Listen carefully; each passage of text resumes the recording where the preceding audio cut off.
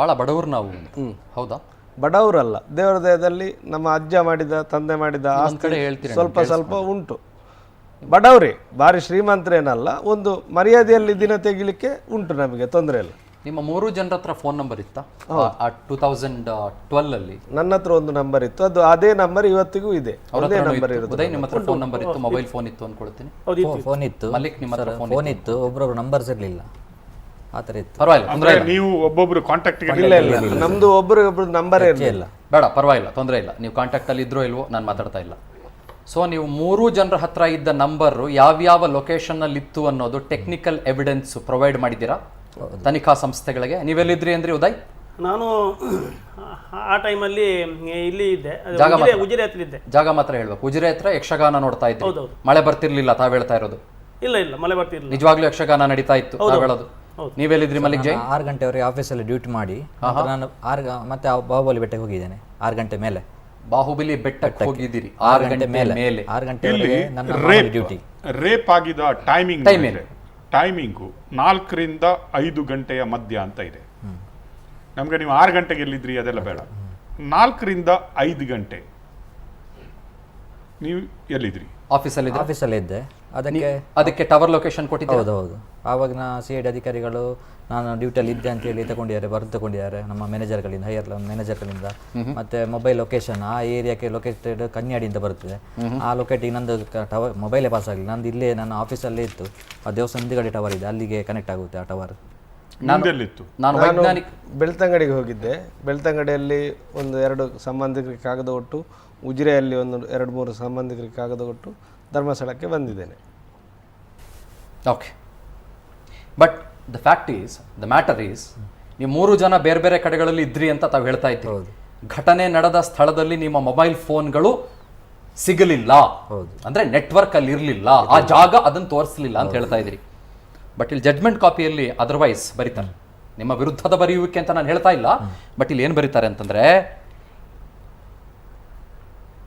Prosecution witness 25 deposed that he had taken the details of tower dump of various mobile numbers, but he did not hand over the said details to his successor. ಇದು IO ಬಗ್ಗೆ ಬರೆಯೋದು, investigation officer ಬಗ್ಗೆ ಬರೀತಾರೆ. ಇಲ್ಲ, investigation officer ಇದು ಏನಾಗುತ್ತೆ ಅಂದರೆ, judgment ನಾನು ಓದ್ತಾ ಇದ್ದೆ, ಅದರಲ್ಲಿ ಏನಂದರೆ they are talking about Yogish. Tower dump Yogish ಮಾಡ್ಕೋತಾರೆ ಅದಕ್ಕೆ ಬಂದ ಆ ದಿನ, ಅದಕ್ಕೆ ಬಂದೆ ಅವರು ಹ್ಯಾಂಡ್ ಓವರ್ ಮಾಡಲ್ಲ ಅಂತ. ಬಟ್ ಇವ್ರದ್ದು ಟವರ್ ಲೊಕೇಶನ್ ತೆಗೆದು ಯೋಗೀಶ್ ಅಲ್ಲ, CID.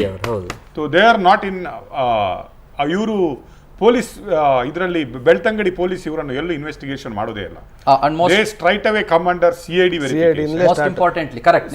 CID ತಗೊಳುತ್ತೆ. ಒಂದು ಪಾರ್ಟ್ ಅದನ್ನು ಒಪ್ಕೊಳ್ತಾ ನನಗೆ ಇದಕ್ಕೊಂದು ಕ್ಲಾರಿಟಿ ಬೇಕು. He further admitted that Yogesh admitted that he did not collect the CCTV footages installed in the main gate of Prakriti Chikitsalaya. Actually the major evidence was this CCTV footage ಅಂತ ಬಹಳ ಜನ ಇವತ್ತು ಮಾತಾಡ್ಕೊಳ್ತಾ ಇದ್ದಾರೆ. ನಾನು ಈ 3 ಜನರ ವಿರುದ್ಧ ಮಾತಾಡ್ತಾ ಇಲ್ಲ, ನಾನು ಹೇಳ್ತಾ ಇರೋದು ಅದಕ್ಕೂ ರುದ್ರಮುನಿ ಅವರು ಅದಕ್ಕೆ ವೆರಿ ಕ್ಲಿಯರ್ ಹೇಳ್ತಾರೆ. CCTV ಫೂಟೇಜ್ ಇರಬೇಕಾದ ಜಾಗ ಇದ್ರೂ ಇಲ್ಲದಿದ್ರೂ ಅದು ಎಲ್ಲಿಗೆ ಕ್ಯಾಮ್ರಾ ಇದಾಗುತ್ತೆ ಎಂಟ್ರೆನ್ಸ್ ಅಲ್ಲಿ, ಅದು ಕ್ರೈಮ್ ನಡೆದ ಪ್ಲೇಸ್ ಕಾಣಲಿಕ್ಕೆ ಚಾನ್ಸೇ ಇಲ್ಲ. ಮತ್ತೆ ಅದು ಏನು ಅಲ್ಲಿದ್ದ ಮೂವ್ಮೆಂಟ್ ಅನ್ನು ತೋರಿಸ್ಬೋದಿತ್ತು, ಅಲ್ಲಿಂದ ಯಾರು ನಡ್ಕೊಂಡು ಹೋಗಿದ್ದಾರೆ ಅಂತ. ಬಟ್ ನನಗೆ ಮೂವ್ಮೆಂಟ್ ಅಲ್ಲಿ ನಮ್ಗೆ ಏನು ಡೌಟೇ ಇರಲಿಲ್ಲ. ಬಿಕಾಸ್ ಯಾಕಂದ್ರೆ 2 ಸಾಕ್ಷಿಗಳು ಸಂತೋಷ್ ರಾವನ್ನು ಒಬ್ಬರು 3:15 ನೋಡಿರ್ತಾರೆ, ಇನ್ನೊಬ್ರು ಕ್ರೈಮ್ ಆಗುವ 20 ಅಡಿ ಅಂತರದಲ್ಲಿ ಸೌಜನ್ಯ ಮತ್ತೆ ಇವರನ್ನು ನೋಡಿರ್ತಾರೆ ಅಂತ ಹೇಳ್ತಾರೆ. I think that is not related to ಇವರು ಮೂವರಿಗೆ. ನಾನು ನೆಕ್ಸ್ಟ್ ಕ್ವಶನ್ ಬರ್ತೀನಿ. ಇವರಿಗೂ ಇನ್ನೊಂದು ಪ್ರಶ್ನೆ ಇದೆ ಸರ್, ಅದಾದ್ಮೇಲೆ ಪ್ರಶ್ನೆಗೆ ಬರ್ಬೋದಾ? If you don't mind. ಬಹಳ ಇಂಪಾರ್ಟೆಂಟ್ ಪ್ರಶ್ನೆ. Shivappa Malekudiya room boy working at Dharmasthala lodge deposed that Gopalakrishna and Ravi Poojary were also working with him as room boys, but they both are dead. ನೀವು 5 ಜನ ಅಲ್ಲ ಟೋಟಲ್ ಹೋಗಿದ್ದು ಬಾಹುಬಲಿ ಬೆಟ್ಟದ ಹತ್ರ? ಹೌದು, 5 ಜನ ಇದ್ದೇವೆ ಆ ಟೈಮಲ್ಲಿ. ಆಶಿಕ್ ಜೈನ್, ಮಲ್ಲಿಕ್ ಜೈನ್, ಶಿವಪ್ಪ ಮಲೆಕುಡಿಯ, ರವಿ ಪೂಜಾರಿ, ಗೋಪಾಲಕೃಷ್ಣ ಗೌಡ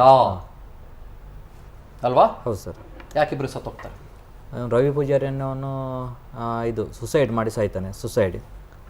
ಗೋಪಾಲಕೃಷ್ಣ ಅವರು ಅನಾರೋಗ್ಯದಿಂದ ತೀರ್ಕೊಳ್ತಾರೆ 3 ದಿನಕ್ಕೆ. ಇಲ್ಲ, ಇವರು 3 ತಿಂಗಳ ನಂತರ ಸುಸೈಡ್ ಮಾಡಿದ್ದು. ರವಿ ಪೂಜಾರಿ 3-4 ತಿಂಗಳ ನಂತರ ತೀರಿದ್ದು.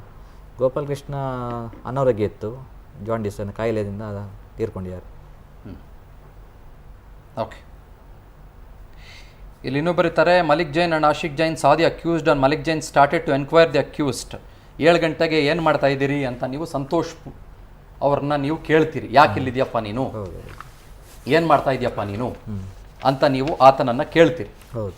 ಆತನನ್ನು ಕೇಳಿದಾಗ ಆತ ಕುರ್ಚಲ್ ಗಡ್ಡ ಬಿಟ್ಕೊಂಡಿರ್ತಾನೆ. ಆ ಸಂದರ್ಭದಲ್ಲಿ ಆತ ಅಲ್ಲಿಂದ ಓಡ್ತಾನೆ. ಕೆಳಗಡೆ ಇದ್ದಂಥವ್ರು ತಾವು ಹೇಳೋ ಪ್ರಕಾರ ಕಿರ್ಚ್ಕೊಳ್ಳೋಕ್ಕೆ ಸ್ಟಾರ್ಟ್ ಮಾಡ್ತಾರೆ. ಸೊ ಆತನಿಗೆ ಒಂದಿಷ್ಟು ಜನ ಸೇರ್ಕೊಂಡು ಹೊಡಿತಾರೆ ಕೂಡ ಅಂತ. ಹೌದಾ? ಹೌದೌದು. Is this what?